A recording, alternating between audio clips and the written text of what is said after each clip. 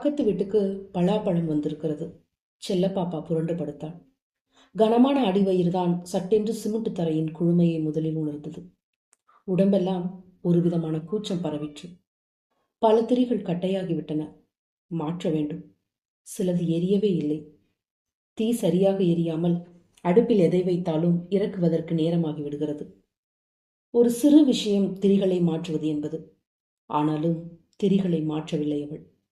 Cement தரையில் வெறுமனை ஒன்றையும் விரிக்காமல் படுத்துக் கொள்கிறது அவளுக்கு சின்ன வயசிலேயே பிரியமான காரியம். எவ்வளவு கஷ்டமாக இருந்தாலும் அந்த குளிர்ச்சி எல்லாவற்றையும் மாற்றி மனசை லேசாக்கிவிடும். ஆனால் இப்போது இந்த சின்ன சின்ன விஷயங்கள் எல்லாம் கூட வெகு தூரத்தில் சென்று மறைந்து கொண்டு விட்டன. அண்ணாந்து உயரே சுவரில் தொங்கிய அந்த மர ஸ்டாண்டை வெறிக்க பார்த்தாள். அவளுடைய வீட்டிலிருந்து கொண்டு வந்திருந்த ஹார்லிக்ஸ் பாட்டில்களும் கிளாஸ் கோட்டின்களும் புகையடை பிடித்து போயிருந்தன.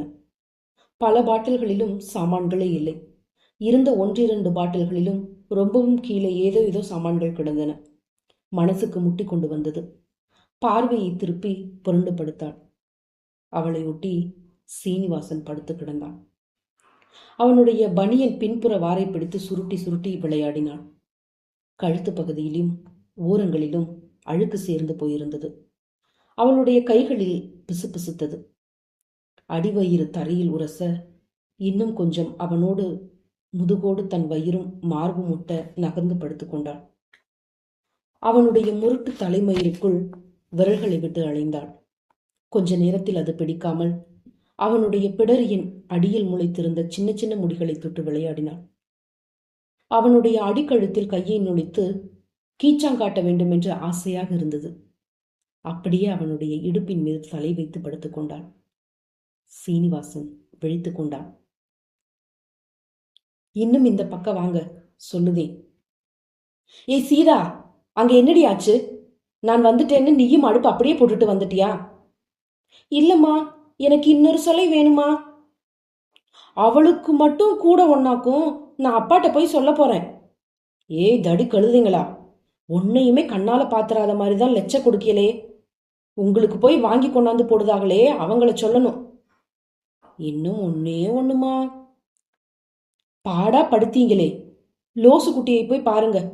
எம்புட்டு புள்ள, உனக்கு காய்ச்சலுமா, பண்டம் திங்க கூடாதுன்னு சொன்னேன். பார்த்துக்கிட்டு பேசாம இருக்கா பாருங்க. நீங்களும் பேரு தான் பெரிய பிள்ளைகன்னு பேரு, பிசாசு மாதிரி. அந்த குழந்தைகளுக்குள்ளே ஏதாவது தகராறு வந்திருக்க வேண்டும்.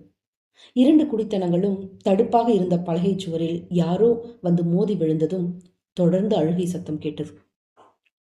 செல்லப்பாப்பா அவனை அணைத்தபடியே தலையை மட்டும் நீற்றி ஒன்றும் தெரிய போவதில்லை என்றாலும் பலகை தடுப்பை பார்த்தாள். பலகையின் மீது மோதின அதிர்ச்சியில் ஆணியில் மாட்டிருந்த சீனிவாசனுடைய சட்டை மட்டும் சுருட்டி எறிந்தது போல் தரையில் விழுந்து கிடந்தது. திடீர் திடீரென்று அடுத்த பக்கத்திலிருந்து பழாப்பழ வாடை வீசியது. சீனிவாசன் திரும்பி அவள் பிரியப்பட்டபடியே அவளை தன் நெஞ்சோடு நெஞ்சாய் வாரியெடுத்து போட்டுக்கொண்டான். அவளுடைய முக நெருக்கத்திலிருந்து பல்பொடி வாடை அடித்தது. அவளுடைய கனத்த வயிறு அவனுடைய வயிற்றின் மீது விழுந்து அழுத்திய போது கேட்டான், செல்லப்பாப்பா, உனக்கு இப்படி படுத்தா வயிறு அமுங்கலியா? கஷ்டமா இருக்கா? செல்லப்பாப்பா பதில் சொல்லாமல் லேசாக சிரித்தாள். இரண்டு உதடுகளிலும் வெள்ளை வெள்ளையாய் மேல் தோல் உரிந்து பார்க்க அழகாக இருந்தது. மெதுவாக சிரிக்கிற போது பின்னும் இந்த அழகு கூடிற்று. இப்போதெல்லாம் செல்லப்பாப்பாவுடைய சிரிப்பில் ஒரு சோர்வு இருக்கிறது. அந்த சிரிப்பு அவளுடைய முகத்தில் உண்டு பண்ணின அபூர்வமான சோபையை அவன் ரசித்தான். இன்னொரு தடவை அப்படி சிரிக்க மாட்டாளா என்று இருந்தது. ஏய் ஏய் மாடு, எத்தனை தடவை சொல்லட்டும், கொட்டையெல்லாம் ஒரு இடத்துல துப்புங்கன்னு. என் பிராணனை ஏன் இப்படி வாங்கணும்? எம்மா, நான் பாருமா, எல்லா கொட்டையும் சேர்த்து வச்சுக்கிறேன். இந்த புள்ள சீதா குரங்கு தான் நெடுக துப்பி போட்டிருக்கா. ஆமா, நீ ஒரு ஒம்மந்தரத்தையும் தூத்திட்டு கடையும். ஏட்டி, உனக்கு அம்புட்டு கொழுப்பா? ஏதோ ஒரு பாத்திரம் சரிந்து உருந்து விட்டது. ஒரே கூச்சலும் அழுகையும். எல்லாவற்றுக்கும் மேலே பழவாடை மட்டும் தனியாக வந்து கொண்டிருந்தது. எல்லாவற்றையும் செல்லப்பாப்புவும் சீனிவாசனும் ஒருத்தர் முகத்தை ஒருத்தர் பார்த்தபடிக்கே கேட்டுக்கொண்டிருந்தார்கள். செல்லப்பாப்பா கேட்டாள், உங்களுக்கு ஏன் இன்னும் சம்பளம் போடல? சட்டென்று சீனிவாசனுடைய முகம் மாறிவிட்டது. அவனுடைய முகத்தை பார்த்த பிறகு தான் அப்படி கேட்டிருக்க வேண்டாமோ என்ற யோசனையுடன் பனியன் மேலே ஏறி திரைந்து போய் தெரிந்த முடிகள் அடர்ந்த அவனுடைய தொப்புள் குழியை பார்த்து கொண்டிருந்தான். அவனுடைய வெதுவெதுப்பான உடம்பின் சூடு அவளுக்கு இதமாக இருந்தது. நாங்க எல்லாரும் சம்பளம் வாங்குறது இல்லைன்னு முடிவு பண்ணியிருக்கோம். பேச்சுவார்த்தை முறிஞ்சாதான் என்னன்னு தெரியும். அவள் ஒன்றும் பேசாமல் இருந்தாள். 2 பேருமே மௌனமாக இருந்தது அவர்களுக்கே பயமாக இருந்தது. 2 பேருமே எப்படியாவது ஏதாவது பேசிவிட வேண்டும் என்று ரொம்பவும் ஆசைப்பட்டார்கள். இப்போது பழவாடை ரொம்பவும் காரமாக ஒரு நெடி பரவுவது போல அந்த சின்ன அறை முழுவதும் வீசியது. அவன் கேட்டான், இது என்னமோ வாடை அடிக்க, பனம்பழ வாடை மாதிரி. இல்ல, அது பலாப்பழ வாடை என்று சற்றென்று சொன்னாள் செல்லப்பாப்பா. அவளுடைய வேகம் அவனுக்கு ஆச்சரியமாக இருந்தது. அவளையே பார்த்தான். இன்னும் பலகைக்கு அந்த பக்கத்திலிருந்து அழுகையும் கூச்சலும் ஓயவில்லை. கொஞ்ச நேரத்தில் அந்த பழவாடை கூட போய்விட்டது. ஆனால் அழுகை மட்டும் நிற்கவில்லை. பழம் நறுக்கி தந்த அம்மாவுக்கு அடுப்பை கவனித்துக் கொண்டிருந்த சீதாதான் அழுது கொண்டிருந்தது. அந்த அம்மாள் அந்த பையனை கண்டபடி திட்டிக் கொண்டிருந்தாள். வேகமாக வார்த்தைகள் வரும்போது குரல் முறிந்து போய் அழுது விடுவது போல் தொண்டையை அடைத்து கொண்டு வந்தது.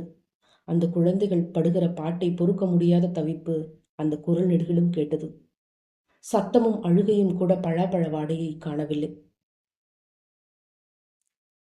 செல்லப்பாப்பா, ரொம்ப கஷ்டமா இருக்காமா? இந்த காப்பி தண்ணியை மட்டும் போட்டு இறக்கி வையி. கிளப்ல போய் 2 இட்லியை வாங்கிட்டு வாரேன். நீ ஒன்றும் செய்ய வேண்டாம். ரொம்ப பிரியமாக பேசினான் அவன். துட்டு ஏது? அதெல்லாம் இருக்கு. நேற்று ஹரிகிருஷ்ணன் கிட்ட 1 ரூபா கேட்டேன். எந்த ஹரிகிருஷ்ண? அதாம்மா, நமக்கு கல்யாணம் ஆன புதுசுல ஒரு நாள் சாயந்தரம் இந்த நடைவாசல் படியில இருந்து காப்பியெல்லாம் குடிச்சிட்டு போய் பேசிட்டு போகல, அவன்தான்.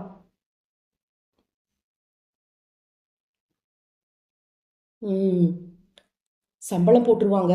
உன்னை டாக்டர் அம்மா கிட்ட கூட்டிட்டு போய்கலான்னு பார்த்தேன். முடிய மாட்டேங்கே. இன்னைக்கு சாயந்தரம் மேகநாதன் 20 ரூபா தரேன்னு சொல்லியிருக்கான். உங்க கூட படிச்சாரு, பாத்திரக்கடை வச்சிருக்காருன்னு சொல்லுவீங்களே, அந்த ஆளா?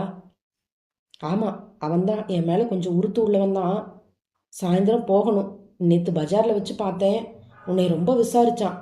உன்னை டாக்டர் அம்மா கிட்ட கூட்டிட்டு போகணும்னு பணம் கொஞ்சம் இருந்தா கொடுன்னு கேட்டேன். கண்டிஷனா சாயந்தரமானு சொல்லியிருக்கான். அவனை பார்த்து கொண்டே மேகநாதனை நினைத்து பார்த்தாள். அவனை அவளுக்கு நினைவில்லை. அவன் எப்படி இருப்பான் என்று மனசிற்குள் பார்த்து கொண்டாள். அவனை பார்க்க வேண்டும் போல இருந்தது. அவனை பார்த்துவிட்டு வருகிற போதெல்லாம் அவளை ரொம்பவும் விசாரித்ததாக இவன் சொல்லியிருக்கிறான். அவனை பற்றி இவன் பிரஸ்தாபிக்கிற போதெல்லாம் அவனை பார்க்க ஆசைப்பட்டிருக்கிறான். அவனை பற்றி ஒரு சித்திரம் கூட செல்லப்பாப்பாவு மனசில் இருக்கிறது. செல்லப்பாப்பா காப்பித்தூளை போட்டுவிட்டு ஸ்டவ்வை அணைத்தாள். அதை நகர்த்தி வைத்துக் கொண்டே அவனிடம் சொன்னாள், அந்த ஸ்டவ்வு திரியெல்லாம் சிரிச்சா போச்சுப்பா, மாத்தணும். ஆகட்டும், சாயந்தரம் வாங்கிட்டு வரேன். சாயந்தரம் ரெடியா இரு. வந்து டாக்டர் வீட்டுக்கு போவோம். இப்ப எதுக்குப்பா? சம்பளம் வாங்கின பிறகு போய்க்கிடலாம். வீட்டுக்கார ஆட்சிக்கு முதல்ல வாடகையை கொடுத்துருவோம். அவனுக்கு கோபம் வந்து விட்டது. பதிலே பேசாமல் உம்மென்று மேலே அண்ணாந்து பார்த்து கொண்டு படுத்திருந்தான். என்ன கோச்சிட்டிங்களாக்கும்? என்னப்பா சொல்லிட்டேன்? என்னத்த சொன்னேன்? ஈரமண்ணும் தெருப்புழுதியும். அவள் செல்ல பாப்பா ஒரு காலை மடித்து குனிந்தபடிக்கே உட்கார்ந்திருந்தாள். காப்பியிலிருந்து கொதிக்கிற மனம் கலந்த ஆவி காற்றிலே அலைந்து கொண்டிருந்தது. திடீரென்று அந்த பழவாடை முன்பை விட ஆழமாக வீசியது. ஒருவேளை அந்த அம்மாள் தன் பிள்ளைகளிடம் அந்த பழத்தை கொடுத்து அனுப்பியிருப்பாளோ என்று ஆசைப்பட்டாள். அவள் உட்கார்ந்திருந்த நிலை அவனுக்கு ரொம்பவும் இரக்கத்தை உண்டு பண்ணிற்று. சட்டென்று எழுந்து போய் அவளுக்கு எதிரே உட்கார்ந்து கொண்டு அவள் நாடியை பிடித்து முகத்தை தூக்கினாள். கலங்கி போயிருந்த கண்களுடன் அவனை ஏக்கத்துடன் பார்த்தாள். பின்ன என்னம்மா, நான் ஒன்று சொல்லுதேன், நீ ஒன்று சொல்லுத. மனுஷனுக்கு கோபம் வருமா வராதா சொல்லு பாப்போம். நானும் தான் என்னத்தப்பா பெருசா சொல்லிட்டேன். யாரோ கதவை தட்டினார்கள். தொடர்ந்து யக்கா யக்கா என்கிற குரல் கேட்டது. செல்லப்பாப்பா பின்பு 2 கைகளையும் ஊன்றி மெதுவாக எழுந்திருக்க முயன்றான். அவன் அவளுடைய தோளை தொட்டு உட்கார பண்ணினான். அவனே எழுந்து போனான். கேட்ட குரல் சீதாவுடைய குரலாக இருந்தது. ஞாபகமாக அந்த அக்கா கொடுத்து விட்டிருக்காங்களோ என்று மனசிற்குள் சந்தோஷப்பட்டு கொண்டாள். அவன் கதவை திறந்தான். சீதாதான் நின்று கொண்டிருந்தது. அவனை பார்த்து பேசாமல் அவன் நின்றிருந்த இடைவெளியினுடைய இவளை பார்த்து, "யக்கா, இன்னைக்கு சாயந்தரம் புட்டரத்தி அம்மன் கோயிலுக்கு போயிட்டு வரலாம்னு அம்மா கேட்டு வர சொன்னான்" என்று கேட்டாள். செல்ல பாப்பா ஒன்றும் சொல்லாமல் இவனை அண்ணார்ந்து பார்த்தாள். பார்த்துவிட்டு சொன்னாள், "இன்னைக்கு எங்கம்மா வர? அக்கா வரலையாம்னு சொல்லு." சீதா போகும்போது அவளுடைய கடைவாயில் மேல் உதட்டோரமாக பழாப்பழ நார் ஒட்டி கொண்டிருந்ததை செல்லப்பாப்பா பார்த்தாள். சாயந்தரம் சீனிவாசன் சொன்னபடி வரவில்லை. ரொம்ப நேரம் கழித்துத்தான் வந்தான். கதவை திறந்ததும் தலையை தொங்க போட்டுக்கொண்டே உள்ளே வந்து உட்கார்ந்தாள். சுவரில் மாட்டியிருந்த பெட்ரூம் லைட்டை தூண்டி எடுத்து கொண்டு வந்து அவனுக்கு முன்னால் வைத்துவிட்டு அவனுக்கென்று எடுத்து மூடி வைத்திருந்த தட்டை திறந்து அவனிடம் தந்தாள். அப்படியே சென்று திரும்பவும் படுத்துக்கொண்டாள். திடீரென்று அந்த பழாப்பழ வாடை வீசிற்று. ஆச்சரியத்துடன் எழுந்து படுக்கையில் உட்கார்ந்து கொண்டாள். சீனிவாசன் குனிந்து மெதுவாக சாப்பிட்டு கொண்டிருந்தான்.